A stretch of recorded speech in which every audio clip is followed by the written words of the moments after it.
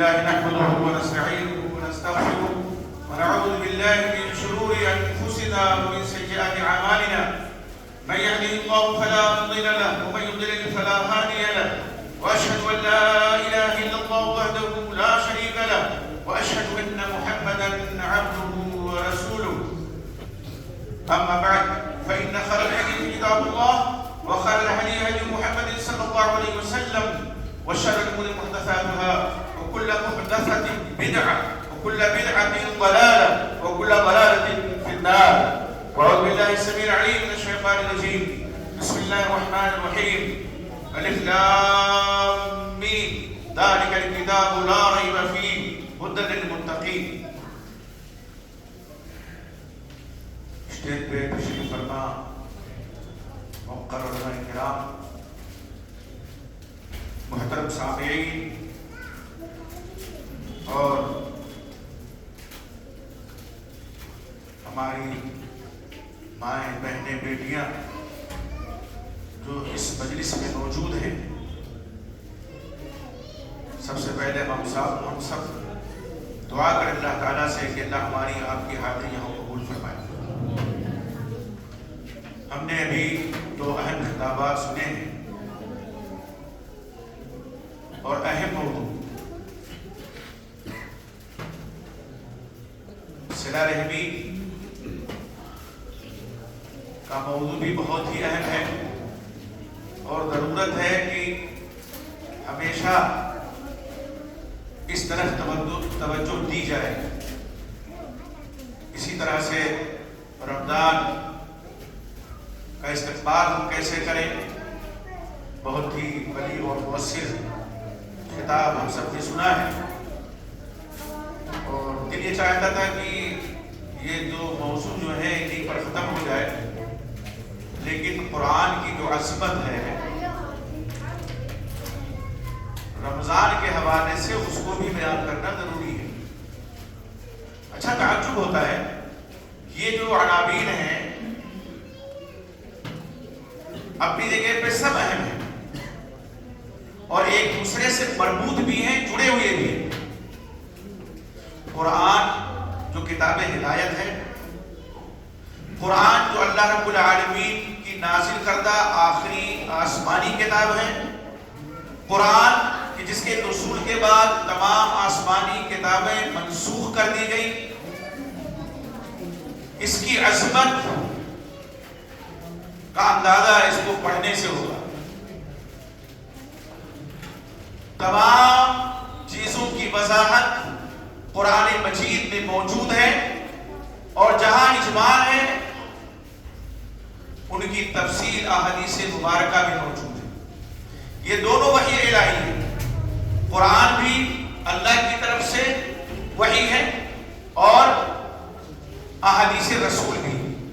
قرآن یہ وحی جلی ہے، یعنی واضح وحی، وحی متلو جس کو کہتے ہیں، جس کی ہم تلاوت کرتے ہیں، اور احادیث مبارکہ وحی خفی ہے یا وحی غیر متلو ہے، جن کی تلاوت نہیں ہوتی اور جو پوشیدہ وحی ہے. تو دونوں ایک دوسرے سے مربوط ہیں، جڑے ہوئے ہیں. اب یہ اپنے قرآن کے جو احکام ہیں کچھ سنیں، احادیث کے حوالے بھی اپنے دونوں خطابات میں سنیں. کبھی یہ نہ سوچئے گا کہ یہ دونوں الگ ہیں. قرآن میں اللہ تعالیٰ فرماتے ہیں وَأَنزَلْنَا إِلَيْكَ الذِّكْرَ لِتُبَيِّنَ لِلنَّاسِ مَا نُزِّلَ إِلَيْهِمْ. ہم نے آپ کی جانب ذکر نازل کیا قرآن کو تاکہ جو کچھ ان کے لیے نازل کیا گیا ہے اس کی آپ وضاحت کر دیں. تو وضاحت کی ذمہ داری، تشریح کی ذمہ داری، تبیین کی ذمہ داری اللہ تعالیٰ نے کسی عطا کی نبی اکرم محمد رسول اللہ صلی اللہ علیہ وسلم کو امام اعظم. عظیم کتاب، عظیم رب کی جانب سے نازل کردہ کتاب، عظیم رسول پر نازل کی گئی کتاب، اور عظیم مہینے میں بھی ابھی ماہ رمضان کی عظمت اپنی سنی ہے. تو قرآن کی عظمت اگر آپ دیکھیں تو یہ ایسی کتاب ہے جس کے نزول کے بعد تمام آسمانی کتابیں منسوخ ہو گئی. قرآن اللہ کا کلام ہے اور قرآن اللہ کا کلام یہ غیر مخلوق ہے، اللہ کی صفت ہے. اللہ کی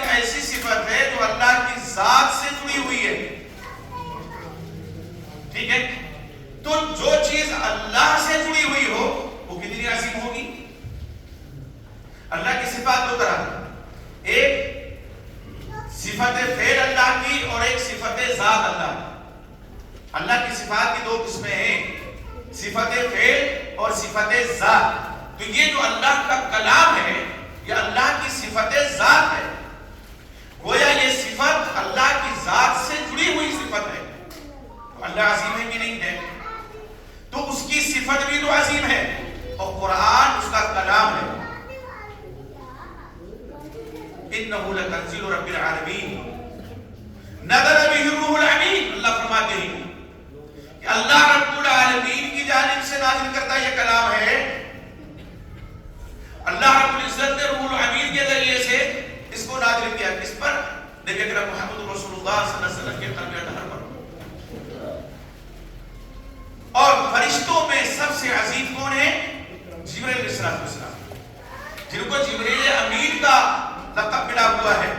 قرآن مجید میں اللہ تعالیٰ نے ان کو یہ لقب عطا کیا ہے، امانت دار، اللہ کے فرستادہ، اللہ کے رسول، جن کے ذریعے سے اللہ تعالیٰ نے امام اعظم نبی اکرم محمد رسول اللہ صلی اللہ علیہ وسلم کے قلب اطہر میں قرآن مجید کا نزول فرمایا۔ اللہ عظیم، فرشتوں میں جبریل عظیم، اللہ کا کلام عظمتوں والا، اور عظیم رسول پہ، امام الانبیاء پہ، اور عظیم مہینے میں اللہ فرماتے ہیں شہر رمضان الذی انزل فیہ القرآن ھدی للناس بینات من الھدی والفرقان۔ رمضان کا مہینہ وہ مہینہ ہے جس میں قرآن کا نزول ہوا، اس میں قرآن نازل کیا گیا، لوگوں کے لیے ہدایت ہے قرآن، واضح دلائل اس میں موجود ہیں، حق و باطل کے درمیان قرآن فرق کرنے والا ہے۔ تو رمضان جو آنے والا مہینہ ہے اس کو شہر قرآن بھی کہا جاتا ہے، قرآن کا مہینہ، عظیم مہینہ۔ کتنی عظمتیں قرآن کے ساتھ جڑ گئی ہیں۔ اور پھر اللہ کے نبی محمد رسول اللہ صلی اللہ علیہ وسلم کا فرمان، یہ رمضان اور قرآن شفیع بن کر کے، شفاعت کرنے والا بن کر کے اللہ کے حضور آئیں گے۔ رمضان بھی سفارش کرے گا اور قرآن مجید بھی۔ قرآن کیا شفاعت کرے گا کہ اللہ تیرا یہ بندہ رات کی تاریکی میں میری تلاوت کرتا تھا، میری قرأت کرتا تھا، مجھے پڑھتا تھا، تو اللہ میری شفاعت اس بندے کے تعلق سے قبول فرمائے۔ قرآن اللہ کا کلام ہے اور قرآن شفاعت کرے، سفارش کرے، تو کیا ہم ایک لمحے کے 1000ویں حصے میں سو سکتے ہیں کہ وہ سفارش قبول نہیں ہوگی؟ ضرور قبول ہوگی۔ اسی طرح رمضان بھی سفارشی بنے گا، وہ کہے گا اللہ میری شفاعت اپنے اس بندے کے حق میں قبول فرما لے، اس نے میرے لیے اپنا کھانا پینا جائز خواہشات بھی چھوڑ دی تھی۔ تو رمضان اور قرآن یہ دونوں بھی جڑے ہوئے۔ رمضان میں قرآن کا نزول ہوا، اور قرآن میں اللہ نے فرمایا سورۃ القدر میں کہ لیلۃ القدر کو اللہ نے اسے نازل کیا۔ قرآن کا نزول لوح محفوظ میں تو ایک بارگی ہو گیا، ٹھیک ہے؟ جہاں بھی قرآن مجید میں انزلہ کا لفظ ہے، اِنَّا أَنزَلْنَاهُ فِي لَيْلَةِ الْقَدْرِ، تو انزلہ ینزل انزال کے معنی ہوتے ہیں۔ علماء سے پوچھے کہ ایک بیگ نازل کر دینا۔ قرآن مجید کا نزول لوح محفوظ میں اللہ رب العزت ایک بارگی کر دیا، اور اس کے بعد جستا جستا قرآن آپ صلی اللہ علیہ وسلم کے قلب اطہر میں اترتا رہا حالت نزول کے اعتبار سے۔ اس کے لیے اللہ تعالیٰ نے جو صیغہ استعمال کیا ہے نزل ینزل تنزیل کا، باب تفخیم، آہستہ آہستہ۔ تو قرآن مجید اتنی عظمتوں والی کتاب ہے کہ اس کو پڑھنے والا بھی عظیم بن جاتا ہے۔ اللہ تعالیٰ نے خیر امت کس کو قرار دیا؟ ہم اور آپ۔ نبی اکرم محمد رسول اللہ صلی اللہ علیہ وسلم پر ایمان لانے والوں کو اللہ تعالیٰ نے کیا فرمایا؟ خیر امت۔ اور یہ خیر امت کا جو خطاب ملا، اسی لیے نا ہم اللہ پر ایمان لائے، قرآن پر ایمان لائے، نبی وسلم پر ایمان لائے، فرشتوں پر ایمان لائے، آسمانی نازل کردہ کتابوں پر ایمان لائے، آخرت پر ہمارا ایمان ہے، تقدیر کے خیر و شر پر ہمارا ایمان ہے، لیکن سب سے زیادہ تو یہ چیز ہے وہ کیا ہے کہ قرآن،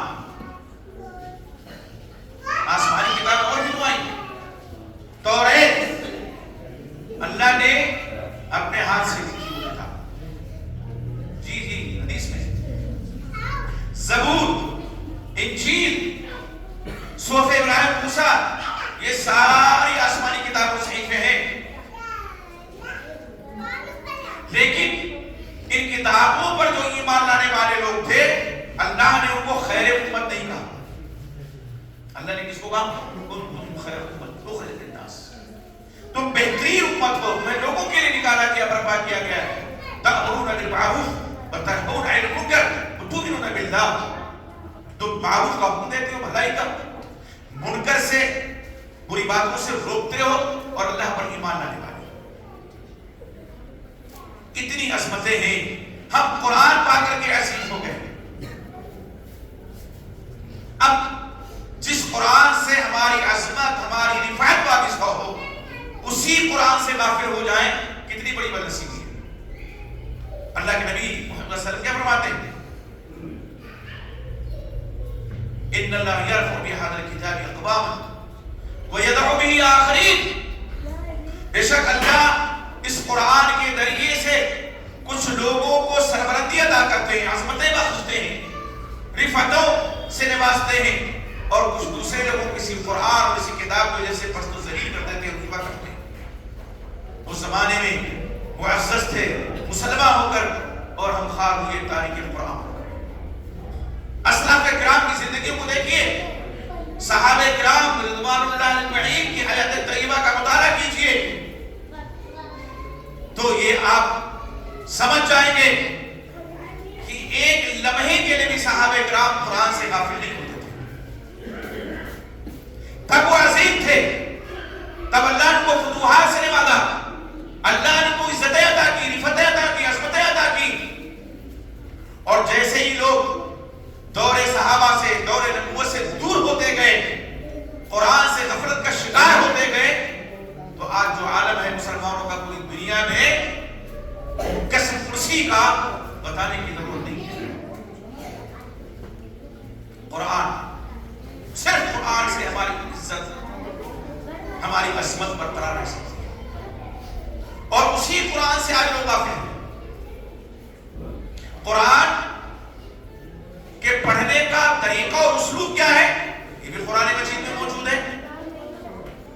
ابھی آپ سن رہے تھے کہ رمضان میں لوگ 3 طبقے میں بڑھ جاتے ہیں، تو قرآن پڑھنے میں بھی لوگ اسی طرح سے بڑھ جاتے ہیں۔ کچھ لوگ قرآن تو پڑھتے ہیں لیکن بہت بے دلی سے پڑھتے ہیں، لگتا ہے کوئی بوجھ ہے جو اتارنا ہے۔ نہیں، آپ صلی اللہ علیہ وسلم نے کیا فرمایا؟ اقرأوا القرآن، قرآن کو پڑھو جب تک تمہارا دل مطمئن ہے کہ ہاں ہم پڑھ رہے ہیں، اور جیسے ہی دل بے اطمینانی کا شکار ہو جائے، قرآن کو پڑھنا چھوڑ دو، زبردستی سے کرو۔ قرآن خوش دلی سے پڑھنا چاہیے، ثواب کی نیت سے پڑھنا چاہیے، اپنے آپ کو قرآن پڑھنے کے لیے آمادہ کر لینا چاہیے۔ ربا ربی میں قرآن پڑھنے کی چیز نہیں ہے۔ اور کچھ لوگ قرآن یقیناً حسن نیت سے، حسن صوت سے پڑھتے ہیں، اچھی نیت، اچھی آواز، وہ کسی ایکسپریس گاڑی کی طرح سے دوڑتے نہیں ہیں۔ قرآن اللہ نے فرمایا وَرَتِّلِ الْقُرْآنَ تَرْتِيلًا، قرآن کو ٹھہر ٹھہر کے پڑھو، تو قرآن کو ٹھہر ٹھہر کر پڑھو۔ لیکن ابھی رمضان کا مہینہ آئے گا، آپ دیکھ رہے ہیں کس طرح سے سر سر سر سر سر سر سر سر قرآن پڑھا جاتا ہے۔ پڑھنے والا جو حافظ ہے، ہمارا امام ہے، اگر 2 4 10 آیت چھوڑ بھی دے تو کیا مجال ہے اس کے پیچھے ایک دم جس کو یاد ہے آپ کو قرآن کو پکڑ لے، وہ تو آگے بڑھ گیا، لقمہ دینے کا وقت ہی نہیں ملا پیچھے حافظ قرآن کو، وہ تو کئی آیتیں آگے بڑھ گیا۔ ہمارے استاد تھے جامعہ اسلامیہ مدینہ طیبہ کے، اللہ تعالیٰ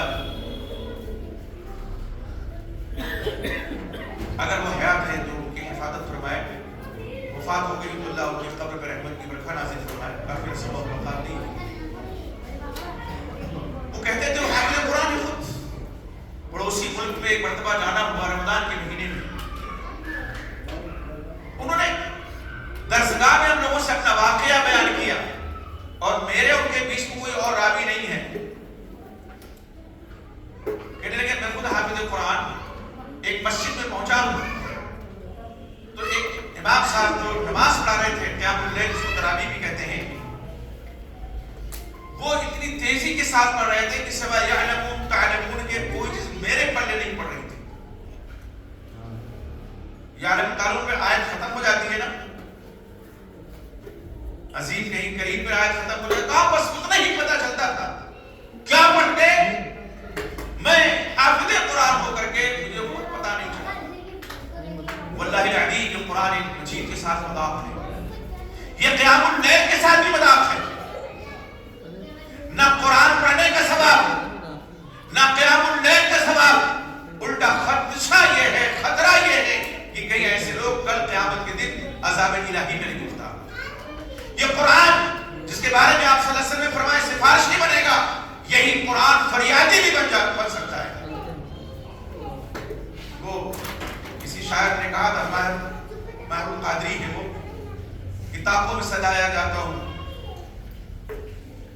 مجھے لوگ کتابوں میں سجا کر کے رکھتے قسم کھانے کے لیے اٹھاتے, تو آج رسمی کتاب بنا کر کے رکھ دیا لوگوں نے. اور رمضان کا جب مہینہ آتا ہے تو اس کے ساتھ جو برتاؤ کرتے ہیں 5 پارہ 3 پارہ کس نے مکلف کیا؟ بزرگان دین ہم جن کو کہہ سکتے ہیں اور ہے بے شک, انہوں نے صرف سہولت کے لیے یہ کیا کہ اسی بہانہ پورا قرآن رمضان میں مکمل ہو جائے گا کہ ہم قیام اللیل میں قرآن کو سنیں. تو تقریباً کبھی 29 دن کا مہینہ ہوتا ہے, کبھی 30 کا ہوتا ہے.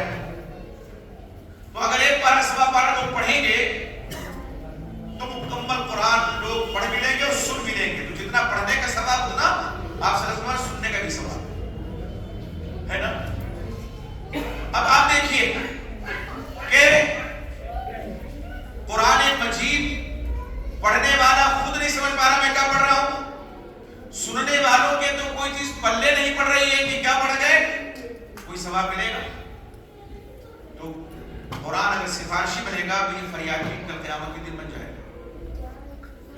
اس لیے جو ایک سہولت لوگوں نے اپنائی تھی اس کو اگر ہم لیتے ہیں تو اسی انداز میں لینا چاہیے کہ قرآن کی بے حرمتی نہ ہو. قرآن کی جو عظمت ہے, اس کی جو جلالت قدر ہے, یہ اللہ کا کلام ہے. اللہ عظیم ہے, عظمتوں والا اس کا کلام ہے. تو کوئی عظیم اگر آ جائے ہمارے سامنے تو کیا ہم مقتول بھاگیں گے؟ نہیں, ادب سے چلیں. اور یہ ادبگاہ ہے, قرآن جہاں پڑھا جاتا ہے وہ ادب کی مجلس ہوتی ہے. قرآن کا ادب, قرآن کا احترام, تو یہ کہاں کا احترام؟ اس لیے یہ سمجھ لینا چاہیے کہ قیام اللیل یا جس کو بعد میں لوگ تراویح کہنے لگے, تراویح کا لفظ تو حدیث میں نہیں ہے, صلاۃ اللیل ہے, صلاۃ التہجد ہے یا قیام اللیل بھی ہے. تربیہ سے مشتق تراویح کہنے لگے. قرآن کی تکمیل سے اس کا کوئی تعلق نہیں کہ حدیث میں ایک سہولت لوگوں نے اپنائی ہے. تو اس سہولت کا ناجائز فائدہ لوگ اٹھانے لگے. 3 پارے 5 پارے اور شبینہ کا اہتمام لوگ کرتے ہیں. اور آپ کو پتا ہونا چاہیے یہ قرآن کی عظمت کے خلاف ہے اور قیام اللیل کی بھی عظمت کے خلاف ہے. بہت سے ہمارے دکاندار ساہوکار وہ یہ سمجھتے ہیں کہ قرآن کا سننا ہی ضروری ہے قیام اللیل میں تراویح میں. تو 3 راتیں سن لے تو پوری رات کا 3 رات کے چند گھنٹوں میں پورا قرآن سن لیتے ہیں اپنے صاحب سے, امام صاحب سے, پھر دکان میں بیٹھ جاتے ہیں قیام اللیل چھوڑ. کتنی بڑی محرومی ہما نصیبی ہے. قرآن جو سنا انہیں 3 رات کے چند گھنٹوں میں اس کے بھی ثواب سے محروم رہے اور تراویح میں حاضری نہیں دیتے اس کے ثواب سے تو محروم نہیں.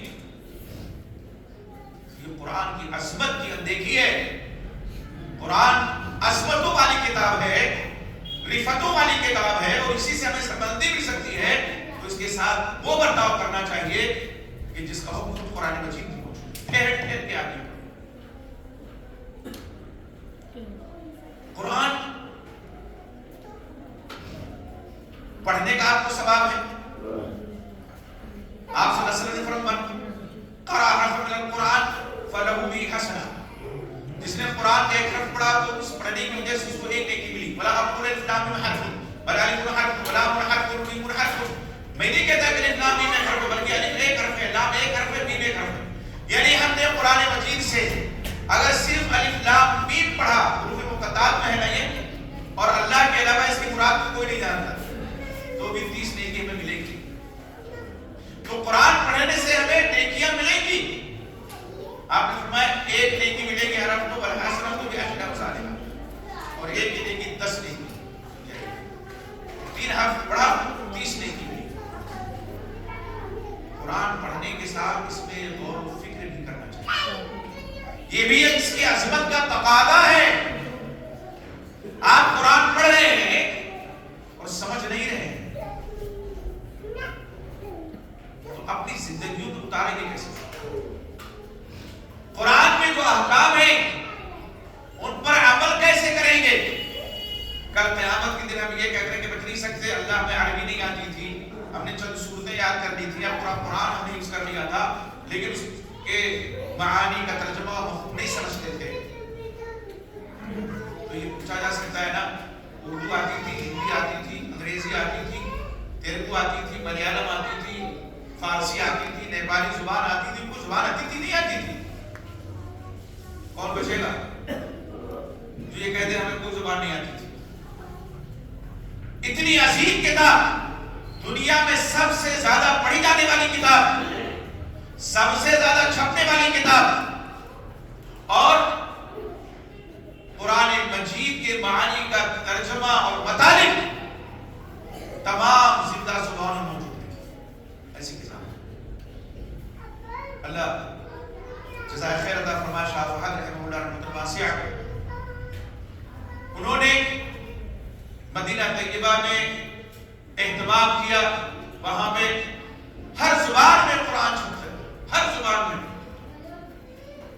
اس کے معانی کے ترجمہ اور تفاسیر اور مطالب سب چلتے ہیں، تو کل یہ کہہ کر کے نہیں بس سکتے۔ اسی طرح سے اللہ کا جب یہ کلام ہے تو ہمیں اس کو پڑھنا بھی آنا چاہیے۔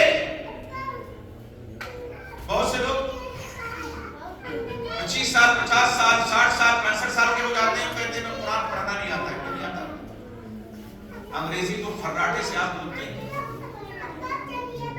ہندی ایسی بولیں گے کہ سنسکرت آمیز پلے نہ پڑے، ہر زبان میں آپ ماہر ہیں، اور وہی زبان نہیں آتی پڑھنا جو اللہ کا کلام ہے۔ وہ زمانہ نہیں گیا، ہم لوگ اپنے بچپن میں دیکھتے تھے بڑے بوڑھے 65 سال کے 70 سال کے 75 سال کے بوڑھے قرآن مجید کی تلاوت کرتے تھے فجر کے بعد۔ ہماری مائیں بہنیں اگر گلیوں سے گزر ہوتا تو قرآن مجید کی آواز گونجتی تھی گلی میں، اس کی زمزمہ سنجیوں سے مشام جات معطر ہوتا تھا، اتریسیاں اس کی ہوتی تھی۔ اور آج کیا عالم ہے؟ فجر کی نمازی سے لوگ غافل ہوں گے۔ آپ تمام مساجد کا سروے کر لیجئے، ہو سکتا ہے ایک آدھ مسجد میں پوری صف کا پڑھو یا 1.5 2 صف ہو جائے، ورنہ گنتی کے یہ میرے خیال سے 2 ہاتھوں کی جو 10 انگلیاں ہیں، اتنی بھی آ جائیں، اتنی بھی تعداد میں لوگ آ جائیں تو نہیں میں سمجھتے ہیں، ویران مسجدیں۔ ہاں آباد ہوتی ہے کب؟ رمضان کے مہینے میں، تو نماز کو بھی موسمی عبادت بنا لیا، قرآن کو بھی موسمی عبادت بنا لیا، امت کہاں جا رہی ہے؟ اور پھر بھی خیر امت کا کر رہا ہے، اور پھر بھی تنگنا ہے، اور بھی فخر ہے کہ ہم تمام امتوں میں سب سے بہتر ہے۔ کہاں کے بہتر ہے؟ بہتر کس لیے ہے اور بہتر کس وجہ سے ہے، اور یہ خیر جو ملا ہے کس وجہ سے ملا ہے؟ انہی عبادتوں کی وجہ سے، قرآن سے، نماز سے، روزے سے، قیام اللیل سے، اللہ کے حکام کی پاسداری سے، نبی اکرم امام اعظم محمد رسول اللہ صلی اللہ علیہ وسلم کی اطاعت گزاری سے عصمت رفعت اسی سے تو ملی ہے اور انہی سے لوگ غافل ہیں اور پھر بھی کہتے ہیں خیر امت ہے. کہے کہ خیر امت ہے کس بات کے لیے؟ اللہ نے خیر امت کی جو صفات اسی آیت میں بیان فرمائی کیا ہے؟ تأمرون بالمعروف، تم معروف کا حکم دیتے ہو، بھلائی کو حکم دینے والے کتنے ہیں؟ وتنہون عن المنکر، منکر سے روکتے ہو. منکر صرف چوری ڈکیتی زنا یہی نہیں ہے، غیبت چغلخوری. منکر وہ بھی ہے کہ رمضان کا مہینہ آیا اور آدمی روزہ نہیں رکھتا، یہ بھی تو منکر ہے. اس کی نکیر ہونی چاہیے. بیٹا بے نمازی ہے، فکر نہیں. رمضان کے دنوں میں ہٹا کٹا ہو کر کے روزہ نہیں لگتا. اماں کہتی ہیں کہ بچہ اس کی شادی نہیں ہوئی ہے، شادی کے بعد بالغ ہوتے ہیں. مائیں رمضان کے مہینے میں خوب محنت کریں گی. اور میں آپ سے بتاؤں قرآن کی تلاوت بھی عورتیں زیادہ کرتی ہیں جو پڑھی لکھی ہوتی ہیں، جبکہ تمام خواتین کو تمام عورتوں کو پڑھا لکھا ہونا چاہیے. قرآن اٹک اٹک کے پڑھیں گے تو بھی ثواب ملے گا. آپ صلی اللہ علیہ وسلم کیا فرماتا ہے؟ ماہر القرآن وعصفت الکرام البررہ، جو قرآن کا ماہر ہے وہ نیکوکار فرشتوں کے ساتھ ہوگا. والذی یقرأ ویتتعتع وعلیہ الشاق فله اجران. اور ایک ایسا شخص ہے جو قرآن کو اٹک کر کے پڑھتا ہے، قرآن کا پڑھنا اس کے اوپر دشوار ہے، اس کو ڈبل نہیں ملے. ایک تو قرآن پڑھنے کا اجر اور ایک اس نے مشقت اٹھائی وہ قرآن پڑھنے میں اس کا اجر. اس لیے امام مسجد کے پاس جائیں، آپ کے قرآن کے پاس جائیں. آپ اپنے بچوں کا ٹیوشن لگاتے ہیں کہ انگلش پڑھیں، حساب پڑھیں، الجبرا جیومیٹری، تو خود اپنا ٹیوشن کیوں نہیں لگاتے ہیں کسی امام مسجد کے پاس جا کر کے آپ کے قرآن کے پاس کہ آپ ہمیں پڑھائیے قرآن مجید. ہم نے اپنی آنکھوں سے دیکھا ہے. آپ جائیے سعودی وغیرہ میں 80 سال کے بوڑھے فجر کے بعد امام مسجد کے سامنے اذان و تلفظ طے کرتے ہیں، ایک ایسے دو دام ہو کر کے بیٹھتے ہیں اور قرآن مجید کو سناتے ہیں. 70 75 80 سال سے عمر کی کوئی قید نہیں ہے کہ آپ بچپن میں آپ نے قرآن نہیں پڑھا تو آپ عمر کے کسی پڑاؤ پر نہیں پڑھیں. نہیں، آپ عمر کے کسی بھی پڑاؤ پر ہوں آپ کو قرآن پڑھنا چاہیے. اور آج یہاں سے عہد کر کے اٹھیے کہ آپ کے والدین نے موقع نہیں دیا قرآن پڑھنے کا، آپ کی ذمہ داری ہے آپ قرآن پڑھیے اور آپ دیکھیں گے اللہ توفیق آپ کو دیں گے. اللہ رب العزت نے جیسے یہاں آدمی کی آپ کو توفیق بخشی ہے اور بغیر اللہ کی توفیق کچھ نہیں ہو سکتا. اسی لیے میں نے شروع میں کہا تھا کہ آپ اللہ کے منتخب کردہ لوگ ہیں، آپ کا اللہ نے انتخاب کیا کیا. تو ایسی اللہ کا انتخاب بنیے قرآن مجید کو پڑھنے کے لیے. اسی قرآن مجید سے وقت تنگ ہے، کتنے سائنسداں اس کو پڑھ کر کے مسلمان معلوم ہے آپ کو؟ کتنے سائنسدانوں نے اس سے رہنمائی لی ہے. قرآن بے شک ہدایت کی کتاب ہے، لیکن اسی قرآن مجید سے رہنمائی بہت سے سائنسدانوں نے لی ہے، ان کو اسی سے ہدایت مل گئی. ہمارے استاد تھے جامعہ اسلامیہ کے مدینہ کے، وہ اپنا واقعہ بیان کرتے تھے کہ ایک مرتبہ چھٹی کے ایام تھے تو ہمارے دوست جو وہیں کے سعودیہ کے وہ بھی سائنسداں تھے اور یہ تو دنیا کے عالم تھے، استاد تھے. یورپ میں ایک ورکشاپ کا اہتمام وہاں کے سائنسدانوں نے کیا تھا، انوائٹ کیا انہیں. تو ان کی دوستی سے ہمارے استاد سے کہا کہ تم بھی چلو تمہاری چھٹی ہے. کہنے لگے ہم وہاں جب پہنچے تو دیکھا ایک بہت بڑا ہال ہے اور ایسی میز ہے دائیں طرف، اس پہ سنہری کپڑے میں لپٹی ہوئی کوئی کتاب رکھی ہوئی ہے، لپٹی ہوئی سنہرے غلاف میں. جتنے اندر جاتے سب سے پہلے اس کو کھاتے، چھوتے، پیشانی پہ لگاتے، ادب سے رکھتے، پھر اندر جاتے. کہنے لگے ہم ٹھہرے مسلمان، ہم نے ایک نظر ڈالی اور پھر اندر چلے گئے. ہمارے دوست کی جو پہچان کے لوگ تھے وہاں وہ آئے اور وہ مسکرا کے پوچھنے لگے کہ آپ نے دیکھا جتنے آتے ہیں سب پہلے اس کتاب کو چومتے پھر اندر آتے اور آپ کو ایسی آ گئے. پہلے میں نے کہا دیکھیے ہمارے یہاں قرآن سے زیادہ مقدس کوئی کتاب نہیں ہے، اور وہ بھی چومنے کے لیے نہیں، وہ کتاب ہدایت ہے، پڑھنے اور سمجھنے کی کتاب ہے. تو ہم کیوں چومیں اسے؟